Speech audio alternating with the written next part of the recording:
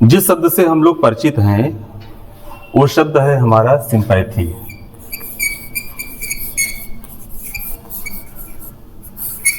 और एक शब्द जिस पर हम अभी चर्चा कर रहे हैं वो है एम्पैथी।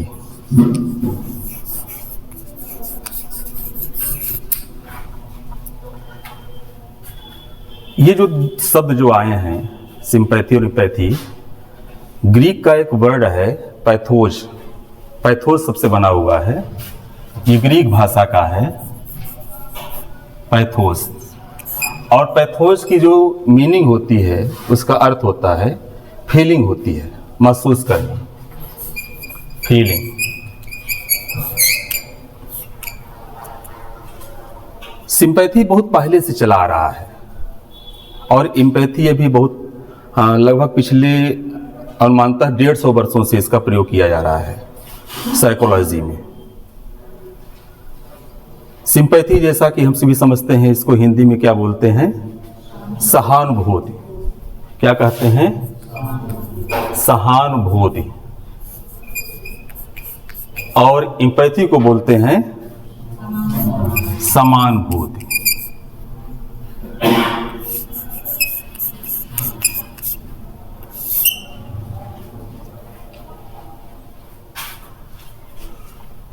समानुभूति।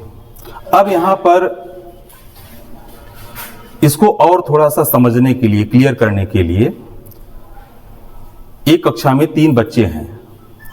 मान लीजिए कि उनका नाम ए है, एक का नाम बी है, एक का नाम सी है। तीनों में बहुत गहरी दोस्ती है, ए बी सी।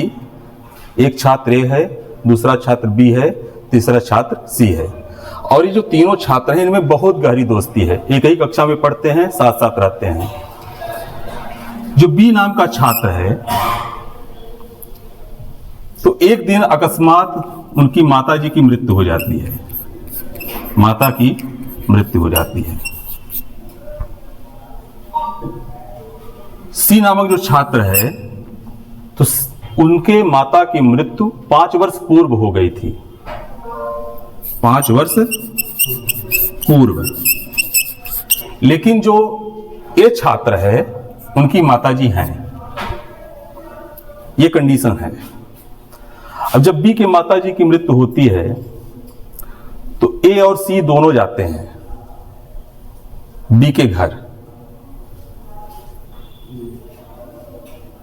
और दोनों चर्चा करते हैं बी से कि बहुत दुख की बात है, बहुत खेद का विषय है कि माताजी नहीं रही। लेकिन अब यहां पर अनुभूति की जब हम बात करेंगे तो सी की माताजी 5 वर्ष पहले से ही नहीं है, तो सी जो चर्चा करेगा बी से, तो क्या ए की चर्चा के बराबर हो सकता है? नहीं हो सकता है। यहां पर सी की अनुभूति अलग है और ए की अनुभूति अलग है।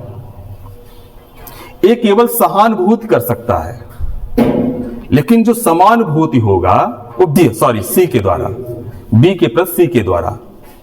ए के द्वारा हम सिंपैथी करेंगे, लेकिन एम्पैथी की जो भावना होगी सी के द्वारा आएगी। अब यहां पर अच्छी तरह से आप समझ लीजिए कि जो सिंपैथी होती है अथवा एम्पैथी होती है, यह एक एबिलिटी है, एक योग्यता है। इसको डेवलप भी किया जाता है।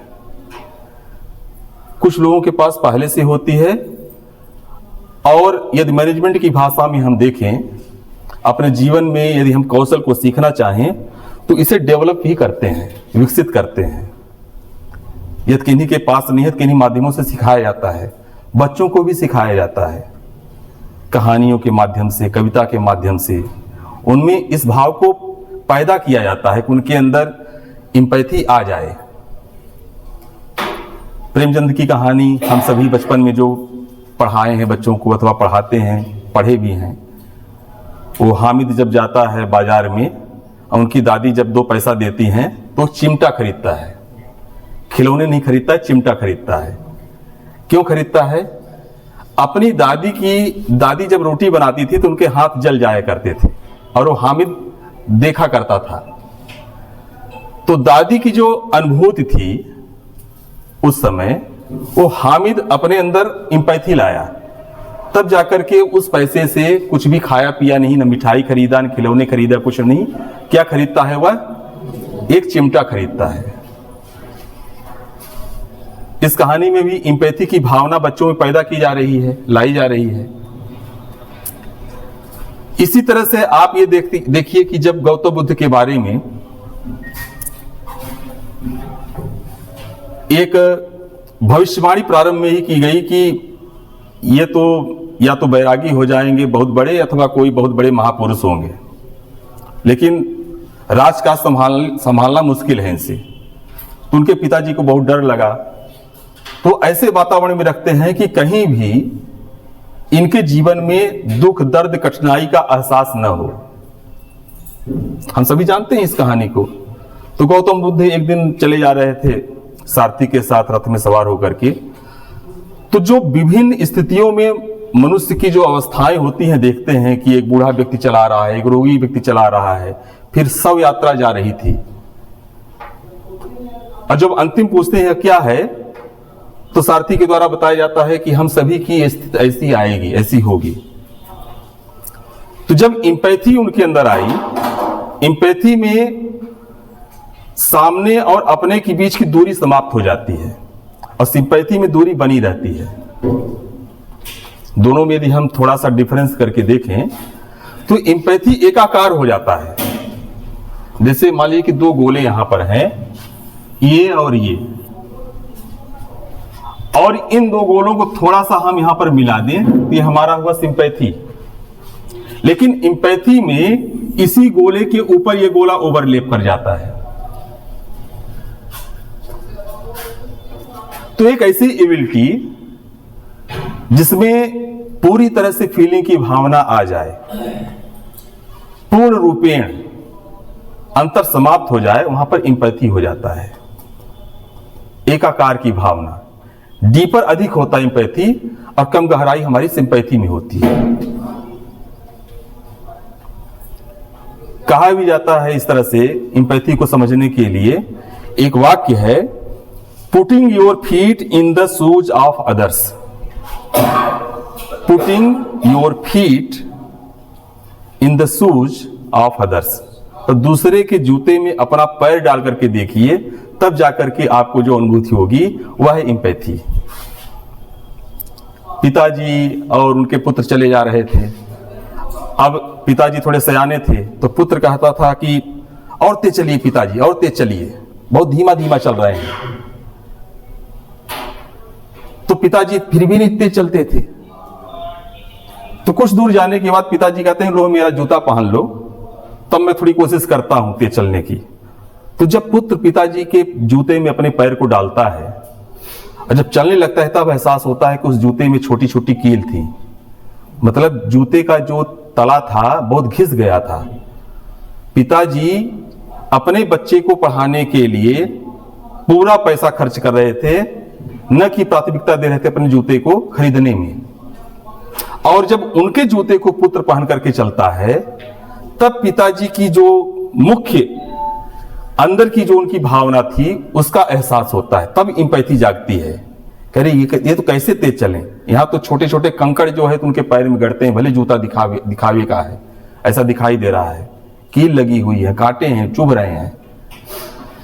तो एम्पैथी की भावना में putting your feet in the shoes of others, तब जाकर के सही भावना हमारी आती है।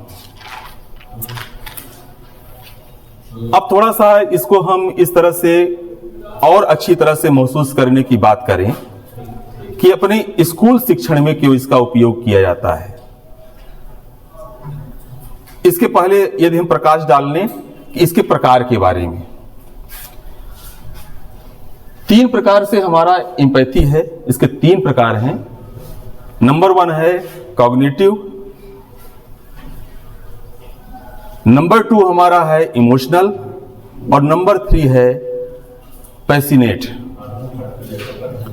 तो नंबर 1 पर पहले बात करते हैं कि कॉग्निटिव एम्पैथी क्या होती है। इसको हिंदी में कहा जाता है संज्ञानात्मक समानुभूति। संज्ञानात्मक समानुभूति, कॉग्निटिव। संज्ञानात्मक का अर्थ होता है टू नो समथिंग, जानना, समझना। यदि हम दूसरे की भावना को पूरी तरह से समझते हैं, जानते हैं उसके दुख दर्द को, तो वहां पर कॉग्निटिव एम्पैथी होती है। नंबर 2 है इमोशनल एम्पैथी। इमोशनल में भावनात्मक होता है, भावना प्रधान होता है, भावनाओं का प्रवाह होता है। और नंबर 3 है कंपैशनेट, जिसका अर्थ होता है संवेदनात्मक समानुभूति। कंपैशनेट एम्पैथी, जिसका हिंदी होता है संवेदनात्मक। संवेदनात्मक को और अच्छी तरह से यदि हम समझें, बात करें, तो करुणात्मक कहा जाता है। एक चीज और ध्यान दीजिएगा कि सिंपैथी और एम्पैथी में, सिंपैथी में केवल डिफिकल्टीज और सैडनेस में ही यह स्थिति उत्पन्न होती है। हम सिंपैथी हमेशा दुख के समय, खराब परिस्थितियों में, समस्याओं में दूसरे के सामने प्रकट करते हैं। लेकिन एम्पैथी में सैडनेस के साथ साथ यह स्टेट ऑफ माइंड पर निर्भर करता है, मूड। मतलब इसमें हैप्पीनेस भी है और सैडनेस है, दोनों है। क्लियर हो रहा है? सिंपैथी में वनली जो है तो सैडनेस और डिफिकल्टीज हैं, केवल दुख है, शोक है, कष्ट है। जब हम संवेदना अपनी प्रकट करते हैं, सहानुभूति करते हैं। लेकिन जब एम्पैथी की बात आती है तो एम्पैथी में दोनों बातों की चर्चा होती है, हैप्पीनेस भी है और सैडनेस भी है, डिफिकल्टीज भी है। अर्थात यहां पर जो बात की जाती है एम्पैथी में, तो मन स्थित की बात की जाती है। किसकी बात की जाती है? मन स्थिति, व्यक्ति की मन स्थिति कैसी है, उसकी बात की जाती है। एम्पैथी के लिए एक बहुत अच्छा वाक्य है कि एम्पैथी कब स्टार्ट होती है, कब प्रारंभ होती है। तो empathy starts where otherness disappear. Note कर सकते हैं आप, empathy starts where otherness disappear. लिख देते हैं, एम्पैथी स्टार्ट्स व्हेयर अदरनेस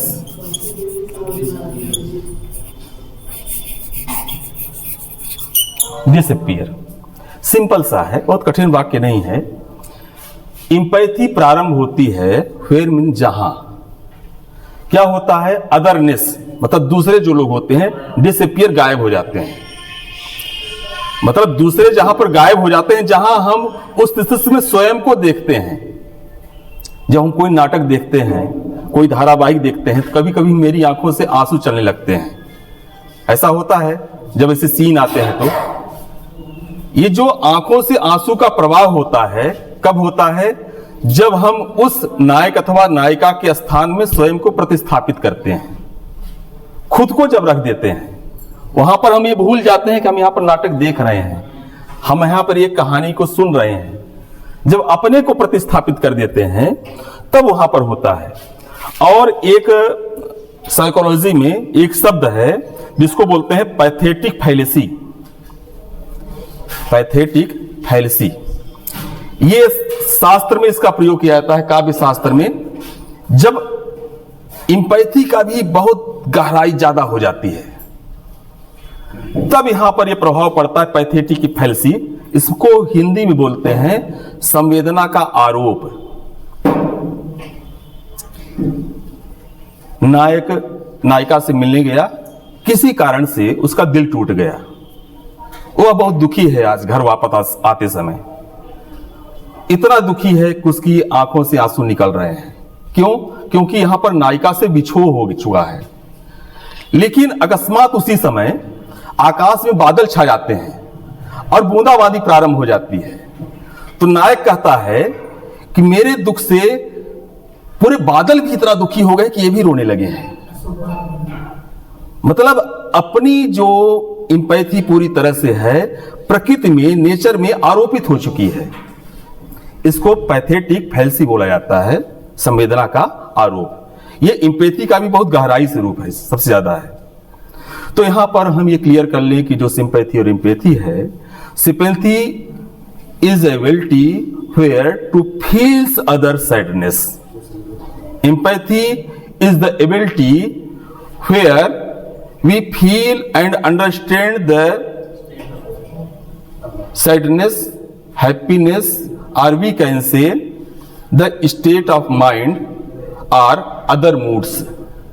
दूसरे की मन स्थिति को यदि हम समझते हैं पूरी तरह से तो वहां पर हमारी एम्पैथी होती है।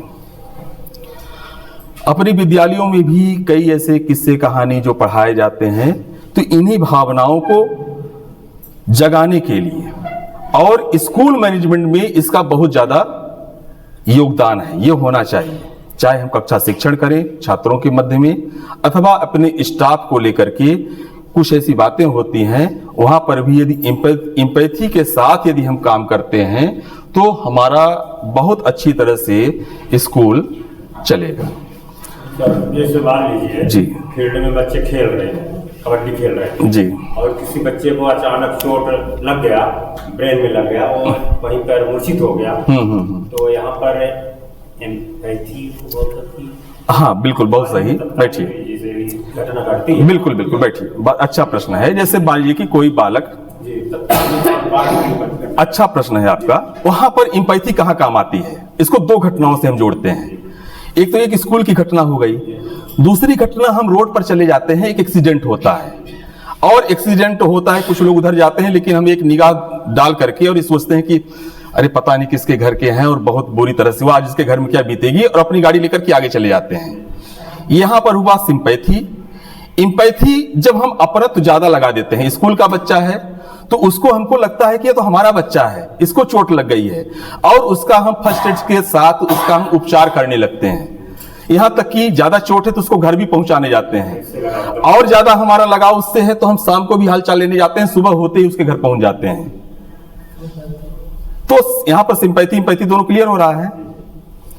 ये बहुत छोटी छोटी चीजें हैं। जब हम सुबह हम लोग ब्रश करते हैं तो वॉश बेसिन में देखते हैं कि एक छोटा सा कीड़ा है, तो दो बातें आती हैं। जब सिंपैथी और इंपैथी देखिए, जब सिंपैथी तक होता है तो लगता है कि कीड़ा है, बेचारा परेशान है, जल्दी से इसको पानी डाल दें, चला जाए, आंख से ओझल हो जाए, सिंपैथी रहती है वहां पर। लेकिन जब इंपैथी की भावना आती है, जब उसके कष्ट के साथ हम समाहित हो जाते हैं, तो एक छोटी सी लकड़ी उठाते हैं किसी तरह से और वॉश बेसिन से पहले उसको बाहर निकालते हैं।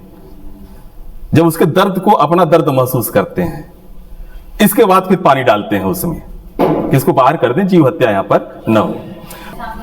कभी कभी हम अपनी स्थितियों के अनुसार अपनी भावनाओं को अलग अलग ढंग से रखते हैं। एक व्यक्ति एक दुकान में गया एक डॉग खरीदने के लिए, कुत्ता का जो विक्रेता था, जो बेच रहा था, विभिन्न क्वालिटीज दिखाए कि डॉबरमैन का कुत्ता है, ये बहुत अच्छी तरह से है, और जितनी वेराइटीज होती हैं कि ये कुत्ता अच्छा है, ये कुत्ता अच्छा है। लेकिन एक कुत्ता पीछे सबसे बैठा हुआ था, सहमा हुआ सा, तो खरीदने वाला कहता है कि मैं उसको खरीदूंगा। तो कुत्ते को जो बेच रहे थे विक्रेता, दुकानदार, उनका कहना था कि इस कुत्ते को मत लीजिए आप। बोले क्यों? बोले इसकी एक टांग टूटी हुई है, ये आपके लिए काम में नहीं आ सकता है, ये आपकी रक्षा नहीं करेगा, सुरक्षा नहीं करेगा, ज्यादा दौड़ नहीं सकता है। तो जो खरीदने गए थे बोलते हैं कि मैं इसको ही खरीदूंगा। तो बहुत आश्चर्य हुआ, दुकानदार के मन में, चेहरा में पूरी प्रश्न चिन्ह लग गया कि जिसको कोई नहीं खरीद रहा है, इसको ये खरीदने के लिए कह रहे हैं। बोले क्यों? बोले मैं इसकी समस्या को मैं समझूंगा, हमारी समस्या को यह समझेगा। तब दुकानदार कहता है कैसे? तब वो अपने पैर में ऊपर उठाते हैं और पैंट को ऊपर करते हुए अपने कृत्रिम पैर को निकाल करके टेबल में रख देते हैं। तब दुकानदार के समझ में आया कि इसलिए इस कुत्ते की भावना को ये समझ रहे हैं कि वो भी एक जीव है, एक टांग नहीं है तो क्या हुआ, लेकिन जितनी उसकी पूरी शक्ति होगी वो अपने काम को करेगा। फिर उसको खरीद करके अपने घर ले जाते हैं। कहने का तात्पर्य यहाँ यह है कि विभिन्न परिस्थितियां होती हैं, स्थितियां होती हैं, जब उसमें हम डूब करके समाहित होकर के समाज में अथवा अपने विद्यालय में, परिवार में काम करते हैं, तो जितनी एम्पैथी की यदि कंडीशंस को हम देखे रहते हैं उसके अनुसार काम को हम करते हैं। तो इसी तरह से जैसे मान लीजिए कि बच्चों में एम्पैथी जागृत करने के लिए आप क्या क्या कर सकते हैं। जैसे बच्चों का हम ट्रिप ले जाते हैं, अपने यहाँ तो नहीं है अनाथालय वगैरह, लेकिन कभी मान लीजिए ऐसी व्यवस्था हो अनाथालय इत्यादि दिखाने के लिए, तो बच्चों को वहां ले जाकर के आप दिखाइए, तब उनके मन में एम्पैथी की भावना ज्यादा जागृत होगी। जब वो देखेंगे कि यहाँ भी छोटे छोटे बच्चे हैं, इनके माता पिता इनको किसी कारण से यहाँ छोड़ दिए हैं, ये उस आधार से अपने माता पिता का पूरा सुख से वंचित हैं, नहीं ले पा रहे हैं जितना हम लोगों को मिल रहा है। अथवा वृद्धाश्रम में ले जाइए, तब दादा दादी के प्रति एक कहानी बचपन में हम लोग पढ़े थे ना, कि एक बहू अपने सासू को मिट्टी के सकोरे में बर्तन में खाना दिया करती थी। वो अपने सासू को ऐसा करती थी तो उनकी जो पतोह थी क्या करती थी, पूरे उस मिट्टी के बर्तन को एक कमरे में ले जाकर के रख देती थी।